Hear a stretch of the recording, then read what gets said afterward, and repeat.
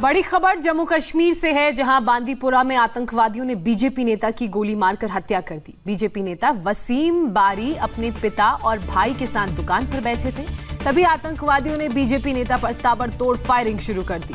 हमले में वसीम बारी के पिता और भाई की भी मौत हो गई। वारदात बीती रात करीब 9 बजे की है।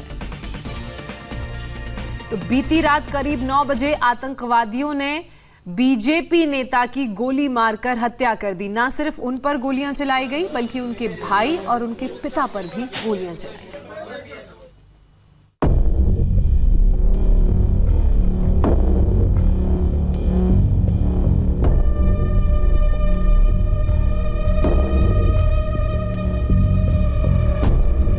इस तस्वीर को गौर से देख लीजिए, क्योंकि हमेशा हमेशा के लिए यह शख्स अब तस्वीरों में ही सिमट कर रह गया है। आतंकियों ने अचानक हमला कर इस शख्स की जान ले ली है।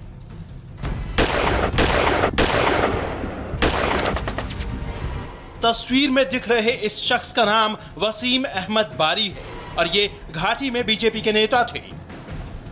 लेकिन आतंकियों को वसीम की यही बात रास नहीं आई और ताबड़तोड़ फायरिंग कर उनकी जान ले ली।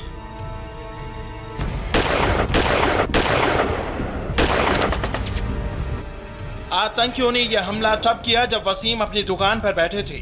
हमले के वक्त वसीम बारी के अलावा उनके पिता बशीर अहमद और भाई उमर सुल्तान भी मौजूद थे। इस आतंकी हमले में वसीम के पिता और भाई की भी मौत हो गई। वारदात के बाद से घाटी में बीजेपी के नेता सख्ते में हैं। बीजेपी ने इसके लिए पाक परस्त आतंकियों को जिम्मेदार ठहराया है और कहा है कि वसीम बारी के खून का बदला लिया जाएगा। पाकिस्तान के इन दरिंदे कायर आतंकवादियों ने पीठ के पीछे छिपकर वार किया और हमारे ये जांबाज वीर कार्यकर्ता शहीद हो गए। हमारे कार्यकर्ताओं का लहू व्यर्थ नहीं जाएगा। खून के एक एक कतरे का हम बदला लेंगे। खून के एक एक लहू की एक एक बूंद का हम बदला लेंगे। पाकिस्तान को और पाकिस्तान के दरिंदे आतंकवादियों को भारी कीमत चुकानी पड़ेगी। आतंकियों ने इस घटना को अंजाम बीती रात करीब 9 बजे दिया। हैरान करने वाली बात यह है कि वसीम बारी की दुकान बांदीपोरा थाने के पास ही है। आपको बता दें कि वसीम बारी बांदीपोरा बीजेपी के जिला अध्यक्ष रह चुके हैं। इनके परिवार की सुरक्षा के लिए 8 सुरक्षाकर्मी भी दिए गए थे, लेकिन वारदात के वक्त उनके साथ एक भी सुरक्षाकर्मी नहीं था। वारदात के बाद 7 सुरक्षाकर्मियों को गिरफ्तार कर लिया गया है। वसीम बारी की हत्या के बाद एक बार फिर से घाटी की राजनीति गर्मा सकती है। शेख वसीम हमारे बड़े प्रिय नेता थे, बड़े दलेर नेता थे और कश्मीर में डट करके भारत माता की जय और तिरंगा लेकर उठाए हुए वो वहाँ पर काम करते थे।